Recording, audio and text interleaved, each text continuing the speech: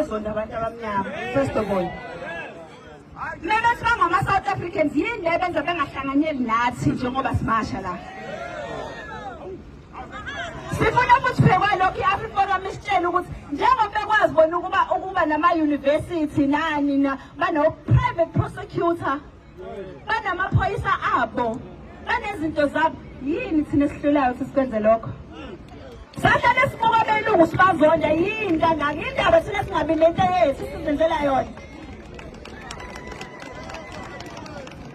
Mawukuthi fanele siyofunda kubona belungu siyofunda.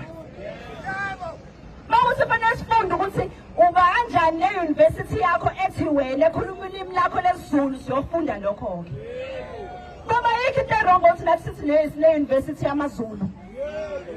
Siname ne-university yamaXhosa, yamaPedi, yamaTswana, yamaTsonga, wonke umuntu angabe ne-university yakhe. Wanjalo thina fanele masibuka belungu sibe nenzondo yokuthi benze into yabo. Nathi sinethu into esingayenza. Sihlulwa yini? Sihlulwa ukuthi asinabo abaholi. Makya abaholi benu nazo abaholi benu bathanda imali.